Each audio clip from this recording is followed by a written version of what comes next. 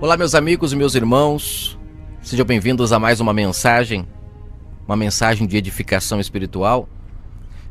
Eu gostaria de falar sobre a oferta de Caim e a oferta de Abel. Um tema muito discutido aí dentro do sistema religioso, e eu gostaria de deixar o meu ponto de vista sobre esta passagem.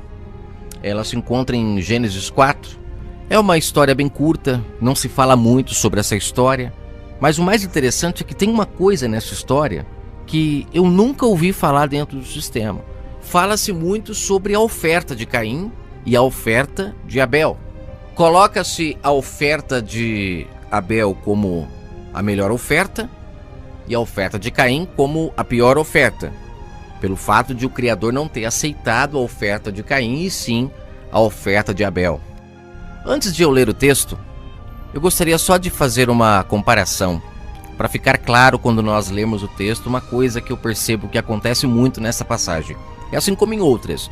Nesta vai ser um exemplo. O sistema religioso, geralmente, eles pegam aquilo que interessa para eles e reforça, e aquilo que não interessa, eles acabam omitindo. Não tiram do texto. Em alguns casos, nem falam sobre aquilo, e quando falam, não dão tanta ênfase, e com isso norteiam o entendimento das pessoas. Existem casos que de repente você vai comentar com uma pessoa que está dentro de uma igreja, né, ouvindo as pregações, já está tão habituada a ouvir as mensagens, que quando você comenta um fato que está dentro daquela mensagem que ela está acostumada a ouvir, ela discorda. Ela discorda por quê? Porque ela está com a mente cauterizada, está com o entendimento norteado, e ela não consegue compreender coisas que estão dentro do próprio texto. Eu vou dar dois exemplos, um fora da Bíblia e um dentro da Bíblia, e depois a gente volta para Caim e Abel. Eu não sei se você já teve a curiosidade de pesquisar como que um mágico faz para tirar a atenção das pessoas naquilo que é importante. Eles tiram a atenção para outro fato, enquanto eles estão ali trabalhando o que de fato eles querem apresentar para as pessoas. Então eles fazem o quê? Por isso que chama ilusionista, né? Eles tiram o foco das pessoas daquilo que é importante, levam para outro lado, e enquanto as pessoas estão prestando atenção em outra coisa, eles acabam vindo com o que eles queriam, e aí surpreende todo mundo. Isso chama ilusão.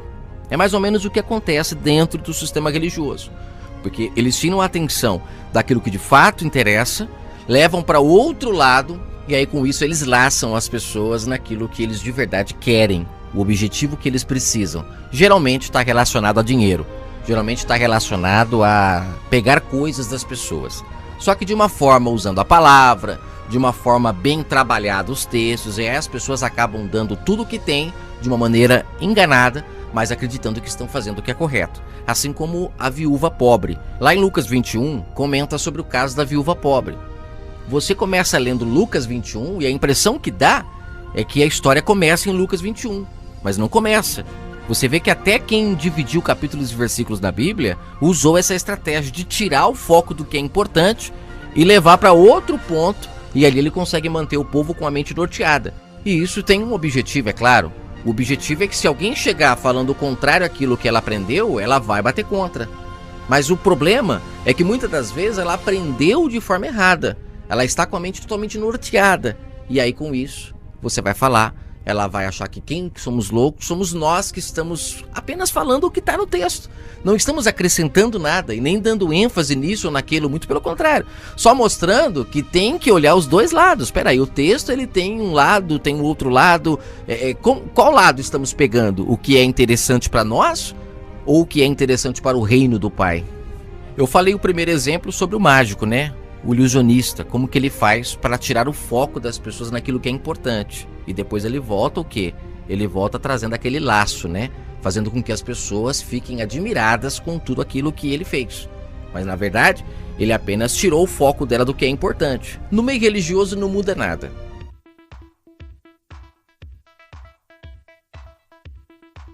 Vou te falar o porquê. Porque a gente usa técnicas de voz. Por que técnicas de voz? Quando eu pego e atendo o telefone de uma pessoa que eu nunca vi na minha vida, mas pela voz dela vocês não fazem um estereótipo de quem seja? Por que isso? Vou te explicar o porquê. O cérebro, ele tem necessidade de formar imagens. Nada do que você pegue, ele vai formar uma imagem, seja mais absurda, mas ele vai formar uma imagem. Quando você usa a técnica de voz para negociar, isso que ensina é um fonoaudiólogo, tá? Você utiliza o seguinte, vírgulas, respiração, você sobe a voz em determinados momentos, baixa em outros, dá uma pausa, porque você cria um mito no cérebro do outro. Então essa pessoa, pela sua voz, ele vai imaginar que você seja aquilo. Como o cérebro faz uma primeira impressão, e depois, quando você se encontrar com essa pessoa pessoalmente, o cérebro ainda vai ficar com aquela imagem. Ele só desfaz a imagem se eu conviver com aquela pessoa. A gente convive todo dia com o cliente? Não convive. Então a imagem que você fizer na cabeça dele é aquela que vai ficar. Tanto que corretores que trabalham pelo telefone e tem técnica de voz, vende muito mais fácil. Deixa eu provar para vocês o que eu estou falando, tá? Lembra que eu disse? Gente, pelo amor de Deus, nada contra a igreja. Só que eu não posso mudar um comportamento de um ser humano se eu não usar técnica, não vai adiantar nada, não vou fazer nada com ele. Então as igrejas são as que mais usam as técnicas para poder mudar esses comportamentos. Presta bastante atenção. Existe uma igreja que todos os pastores têm a mesma voz. Ela é um tanto rouca. Ele sobe a voz em determinados momentos, ele baixa em outros, ele coloca sentimento, ele faz, não é isso? Né? Ele está usando técnica. Por quê? Quando uma voz é um tanto rouca, não é totalmente rouca, é um pouco rouca. Você baixa a frequência cerebral de uma outra pessoa, essa pessoa entra em hipnose leve. Baixa. A hipnose leve faz com que o cérebro entre em alfa. Entrando em alfa, o que eu embutir, na terceira vez que eu falar, ele assume como verdade. Por isso que elas conseguem mudar tantos comportamentos. Os líderes religiosos, eles pegam as pessoas na própria ambição delas. Então, ele prepara toda uma cama para depois, no final, vir com um laço e as pessoas então ficam presas àquilo que ele falou. E aí ele, utilizando a Bíblia como base, todo mundo acredita, né? Usa versículo aqui, versículo ali, e as pessoas caem igual patinho na lagoa. É um ilusionismo total. Por exemplo, nessa história da viúva, até é interessante eu reforçar que eu vou voltar em Caim e Abel, você vai ver que lá acontece a mesma coisa. Mas eu quero falar sobre a história da viúva e depois mais um exemplo dentro da Bíblia. Existem muitos outros, são só 2 que eu vou usar para entrarmos em Caim e Abel, para não me estender muito. No caso da viúva, como eu já gravei um áudio sobre isso, eles pegam a história da viúva começando no capítulo 21, né? E também tem outras passagens, mas geralmente a história da viúva começa num capítulo. Ele nunca começa no meio de um capítulo, não, ele começa com um capítulo, capítulo 21, capítulo X. Para quê? Para que as pessoas começam lendo dali. Mas na verdade a história de Lucas 21, ela começa um pouco antes. O Messias falando mal sobre os líderes religiosos que abusavam das viúvas, que extorquiam elas, que usavam dessa santidade que eles alimentavam a mente das pessoas dizendo que eles tinham, e com isso eles entravam na casa das viúvas, exploravam elas, e elas, lá no capítulo 21, davam tudo que elas tinham, né? Até você ver que os ricos não davam tudo, mas elas davam tudo, enganadas pelos líderes, enganadas, porque elas acreditavam que elas dando tudo que elas tinham, o pai viria e resolveria o problema dela. E com isso, elas enganadas ficavam na mão desses líderes por toda a vida. E é isso que o Messias denunciou em Lucas 21. Então você perceba que os líderes, quando vai falar da história da viúva, eles nunca falam o trecho que o Messias falava mal sobre aquilo. Que o Messias, ele não poderia se contradizer com o que o profeta Isaías disse, que era para alimentar os órfãos, as viúvas. Ou seja, era para as viúvas serem ajudadas e não era para tirar delas. Então em Lucas 21, o Messias está denunciando eles. Você perceba que os líderes hoje, em nossos dias, nunca lê a parte da denúncia. Eles lê sempre a história começando em Lucas 21. Para quê? Para que as pessoas também façam como as viúvas, deem tudo que elas têm. Porque se elas der tudo que elas têm, o pai então as honrará. O que na verdade não é isso que o texto diz. Então perceba que eles mudam o foco do que é importante para aquilo que não é importante. E com isso o povo fica comendo a lavagem. Eles comem o pior do que tem para comer e não de fato o que é bom. Porque o que o Messias disse não foi para dar tudo o que tinha que dar como a viúva. Ele não estava elogiando ela por ter dado tudo o que ela tinha que dar. Não, muito pelo contrário. Ele estava vendo o quanto ela tinha sido enganada por aqueles líderes, porque um pouco antes ele comenta sobre isso. Mas não é falado, muda-se o foco. Outro exemplo, Mateus 6. O Messias diz: por que vocês estão ansiosos com o dia de amanhã? Basta cada dia o seu mal. Olhai para os lírios do campo que nada fazem, e eu os alimento. Nem Salomão em toda a sua glória se vestiu tão bem quanto os passarinhos. Aí ele fala: se vocês buscarem o reino do Pai em primeiro lugar, nada dessas coisas vos faltará. Em algumas traduções fala: buscai o reino de Deus em primeiro lugar e a sua justiça, e estas coisas nunca vos faltarão. Só que muitos líderes não falam estas coisas nunca vos faltarão. Eles dizem as demais coisas não vos faltarão. Existe uma grande diferença, isso é mudar o foco, é ilusionismo. Por quê? Porque quando você se refere a estas coisas, o texto é muito claro. Ao que o Messias se referiu? A roupa e comida. Repare bem. Olhai para os pardais que nada fazem e eu os alimento. Olha só, comida. Depois ele fala: nem Salomão se vestiu tão bem quanto eles. Aqui ele se referiu sobre vestimenta. E ainda ele fala: por que estáis preocupados com o que é a vez de comer e com o que é a vez de vestir? Só que quando você fala que se buscar o reino de Deus em primeiro lugar, as demais coisas vos serão acrescentadas, aí o pessoal já leva o entendimento para carro, para casas, empresas. E aí vira aquela lavagem. Aí a ambição toma conta. A partir do momento que você falar para a pessoa que se ela buscar o reino do Pai em primeiro lugar, ela vai conseguir realizar os sonhos dela, aí pronto. Aí virou uma casa de troca. Aí o pessoal começa a achar que buscar o reino do Pai é ir para a igreja. Primeiro erro grotesco. Elas já acreditam que buscar o reino do Pai é ir para a igreja, sendo que o próprio Messias diz que o reino do Pai está dentro de nós, não é fora. Quando você busca dentro de um templo, você está buscando o reino do Pai fora de você, e o reino está dentro. Já é o primeiro erro de tudo. Mas aí as pessoas, primeiro se enganam sobre essa questão, buscam o reino do Pai fora delas. E aí chega lá, o líder religioso, eles despertam na pessoa aquilo que é o que provoca qualquer tipo de pecado. Tiago disse no capítulo 1, a ambição, a cobiça. A cobiça, ela dá luz ao pecado, e o pecado consumado gera morte. Então todo pecado ele provém da cobiça primeiro. Então os líderes, o que eles fazem? Eles pegam esse texto de Mateus e muitos outros, e aí eles despertam a cobiça nas pessoas. Se você buscar o reino do Pai em primeiro lugar, ou seja, fazer tudo aquilo que eu já mencionei, aí automaticamente você vai realizar seus sonhos. Vai conseguir a casa tão almejada, vai conseguir a empresa tão almejada, vai conseguir tudo o que você quer.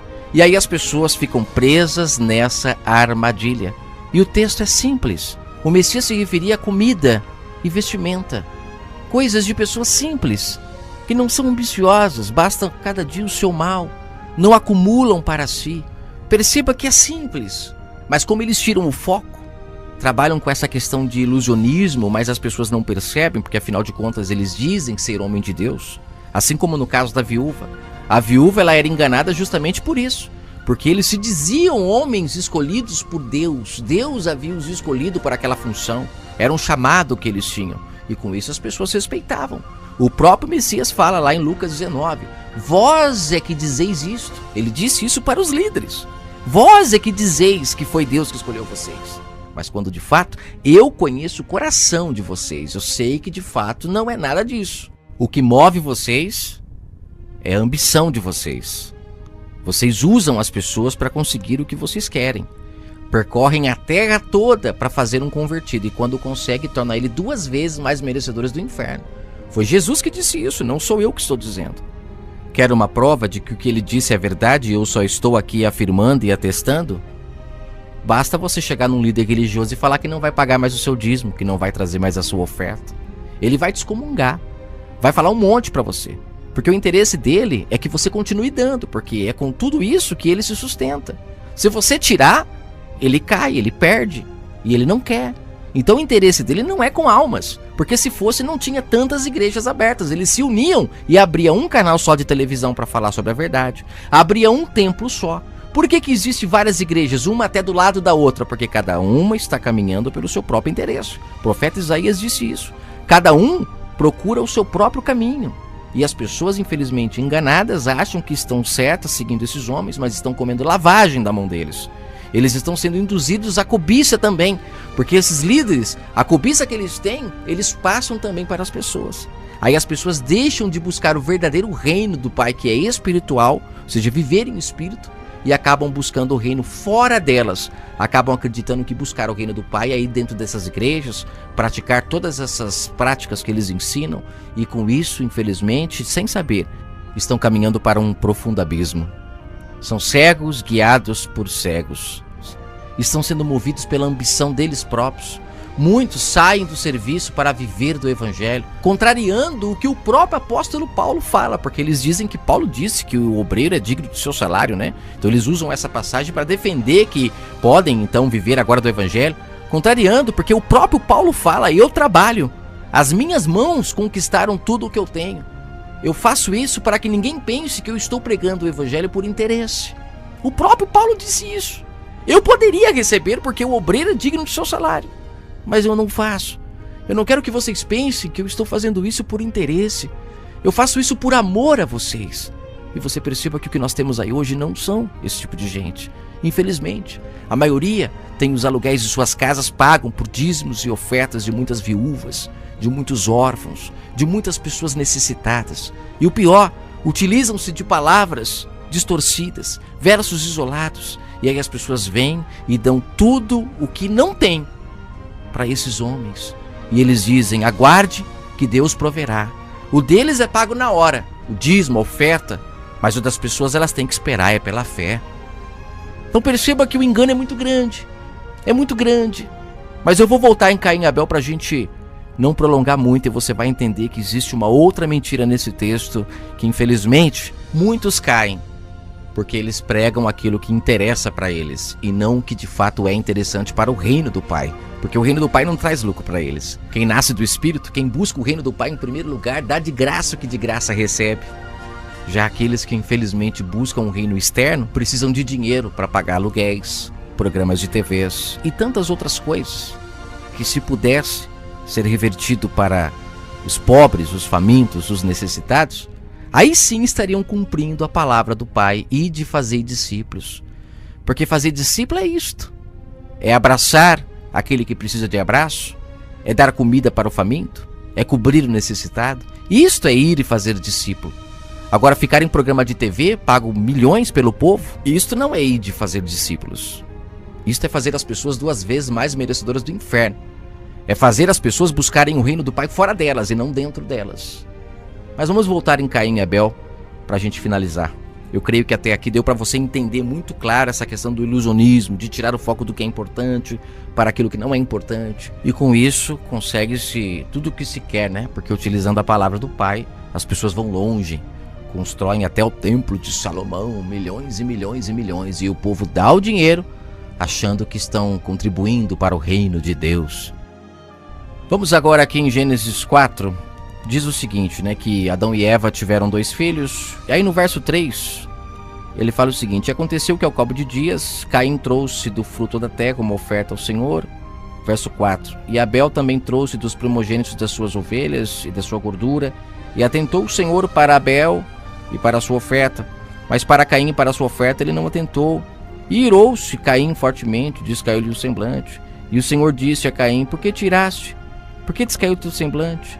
Se fizeste o bem, não haverá aceitação para ti, e se fizeres o bem, o pecado jaz à porta, e para ti será o teu desejo, e sobre ele dominarás. Olha que coisa incrível, né? Fala-se muito sobre as ofertas, né, que tanto Caim quanto Abel ofereceu. Essa questão de oferecer oferta é um caso também a se discutir em outro tema, porque o Pai nunca pediu, né? O próprio Messias falou: o Pai não quer sacrifícios, ele quer obediência. E você percebe que quando o Criador ele encontra com Caim, ele diz uma coisa muito interessante. No verso 6, e o Senhor disse a Caim: por que você se irou? Por que descaiu o teu semblante?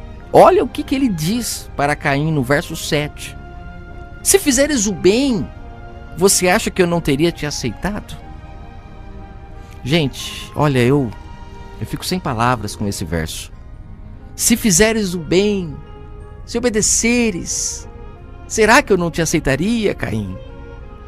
Precisava de sacrifício, de isso, daquilo outro? Não. Bastava fazer o bem, que eu te aceitaria, meu filho. Tanto é que depois disso diz o texto na sequência que ele matou o irmão por inveja. E inveja é um dos frutos da carne, que Paulo comenta lá em Gálatas 5, provando que o reino do Pai, ou seja, as verdades do Pai dentro de Caim estavam mortos. Estava prevalecendo era o reino da carne. Ele tentava conquistar o Pai com as coisas exteriores, quando na verdade você percebe que o texto diz que não. O que fez o Pai aceitar Abel, apesar de que o texto diz que Deus aceitou também a sua oferta? E o próprio Messias disse àquele povo, quando eles estavam indo levar o sacrifício, ele falava: por que vocês estão trazendo o seu sacrifício se ainda estão em dívida com os seus irmãos? Quer trazer o sacrifício? Traga. Quer trazer sua oferta? Traga. Mas primeiro se conserte. Então perceba que o sacrifício ele só tem valor se primeiro houver a reconciliação, se houver o perdão. E hoje, depois de ler o que os profetas disseram sobre essa questão de ofertas, eu ainda me atrevo a dizer que o Messias só falou: quer trazer a sua oferta, traga, porque o povo estava infelizmente viciado nessa prática. Eles estavam induzidos pelos líderes, feitos de comércio até o talo. Ele disse: vocês fazem o meu povo de comércio. Como que eles faziam? Oferecendo para eles que se eles trouxessem um animal, olha, a pombinha é tanto, o cordeiro é tanto, o outro animal é tanto. Depende do seu pecado, você vem aqui que a gente faz uma troca, você leva o animal, né? Põe as suas culpas nele e automaticamente você está perdoado. E com isso as pessoas faziam isso, mas não se consertavam uns com os outros. E o Messias, tudo que ele queria é que as pessoas obedecessem, não que sacrificassem.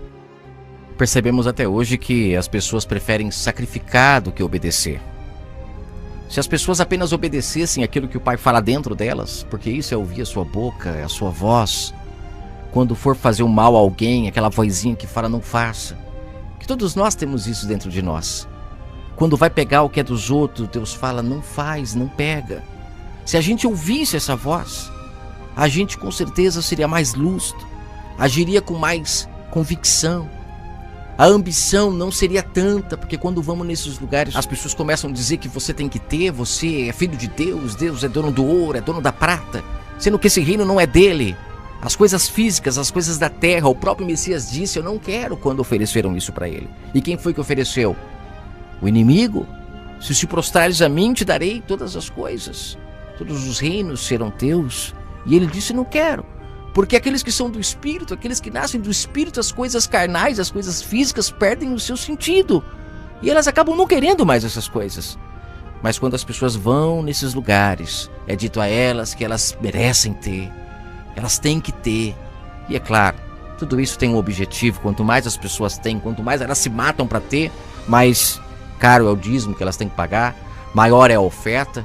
E nisso o sistema religioso vai crescendo, crescendo e crescendo. E o povo, infelizmente, não acorda. E Paulo disse: desperta tu que dormes.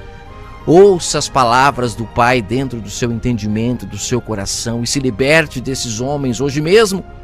Pare com essas práticas que não te levam a nada, obras mortas, como disse o apóstolo Paulo, obras da carne, vigílias, jejum, cantorias, essas ceias que eles dão aí para as pessoas totalmente fora da palavra, todas essas práticas, essas pregações, estão pregando o Messias na cruz até hoje dentro desses templos, porque não deixam ele falar no entendimento das pessoas. São esses homens que ficam falando e usam versos isolados para que as pessoas não consigam analisar por conta própria. Até quando lê, não conseguem mais perceber a verdade, porque estão com a mente norteada de acordo com o que esses líderes ensinam. E aí fica difícil. Vão dizer que eu é que sou o falso profeta, e por aí vai, né, gente? Você que entendeu, fique com esta mensagem, compartilhe com quem você acha que tem que compartilhar. Só entenda uma coisa: Abel foi aceito por ser um homem bom. Em Atos 7, Estevão comenta dele. E o que é que Estevão fala de Abel? Ele diz o seguinte: o sangue do justo Abel, ele clama por justiça. E engraçado é que no texto, o apóstolo Estevão, ele diz o seguinte, que o sangue de Abel vai recair sobre a vida dos líderes religiosos, e não só de Abel, mas de todas as pessoas que perderam a sua justiça, que perderam o reino do Pai dentro dela, porque foram ensinadas a buscar o Pai fora delas. Ou seja, são as serpentes, as cobras. Eu gravei uma mensagem sobre Adão e Eva. Quem é a serpente que deu o fruto para Eva comer, que depois contaminou Adão? Seria uma coincidência o Messias chamar os líderes religiosos de cobras? De serpentes? Por que é que não se fala sobre isso? É porque, infelizmente, tira-se o foco do que é importante e joga-se o foco em outras coisas menos importantes, ambições, invejas, avarezas e muito mais, né? Eu convivo com muitas pessoas religiosas, muitas. E eu percebo o quanto são invejosos, o quanto têm cobiça, o quanto que são avarentas. Mas infelizmente elas não percebem isso. Elas não percebem porque quando chega de noite vão para a igreja sacrificar. Vão lá orar, cantar, fazer todas aquelas práticas que não salva ninguém. Só encoberta os seus erros. O próprio Messias disse, quando quiseres falar com o Pai, não useis de vãs repetições. Parem com isso, de práticas diárias, tudo igual, é os mesmos hinos, as mesmas orações, as mesmas práticas. Parem com isso. Renovem o seu entendimento. Nasçam do Espírito, busquem o reino do Pai que está dentro de vocês e automaticamente vocês viverão mais livres. E aí eu finalizo com as palavras do Messias, que são fortes demais. Se vocês que são maus, vocês sabem dar coisas boas aos seus filhos, quanto mais o vosso Pai que estás no céu. Quer receber o bem? Plante o bem. Quer receber o mal? Plante o mal. Não precisa ficar fazendo coisas erradas e depois ficar com jejuns, orações, isso, aquilo. Vem pra campanha, tá endividado? Vem pra campanha fazer a campanha pra você sair dessa dívida. Só o que vai fazer você sair da sua dívida é você amortecer essa ambição desenfreada. É você controlar os seus desejos, ter domínio, pagar o que deve. E aí eu fico irado quando eu vejo um programa de TV que mostra que o cara devia 10 mil e agora o banco está cobrando só 1.000. Peraí, que raio de milagre é esse que você prejudica os outros para poder se beneficiar? Que lavagem é essa que você está comendo? Se você comprou, a pessoa que você comprou, ela precisa do dinheiro tanto quanto você. Por que você quer pagar menos para ela? Quer sair no lucro em cima dela? Isso vai sair caro diante de Deus naquele dia, sabe por quê? Porque todas as vezes que você fez a um dos meus pequeninos, a mim fizeste, disse o Messias. Tem empresas fechando, gente passando fome, porque infelizmente os seus devedores estão caindo nessas armadilhas e estão pagando menos, porque foi feito acordo, isso e aquilo, e as empresas não estão tendo condições de se manter. Embora eu sou contra empresas, porque escravizam as pessoas para os seus patrões ficarem ricos. E aí quando esses homens vão para esse sistema religioso, lá eles dizem que eles estão cheios de Deus, porque têm riquezas. Quando na verdade o Messias disse que os últimos é que serão os primeiros. Meu Pai, acorda, desperta tu que dormes. Acorda, Caim, acorda, Caim. É possível você acordar? Paulo disse, acorda, acorda. Se você fizer o bem, será que eu não vou te aceitar? Se vocês que são ruins, vocês sabem valorizar as pessoas quando fazem o bem e retribuem elas, será que eu que sou bom não vou saber retribuir se você andar nos caminhos corretos? Está escrito que as bênçãos alcançam aqueles que fazem o bem. Não precisa de campanhas, não precisa de jejuns, não precisa de nada disso. Chega desses sacrifícios de tolos, façam o bem, porque eu sei recompensar todos aqueles que fazem o bem. Acorda, Caim, e eu te aceitarei.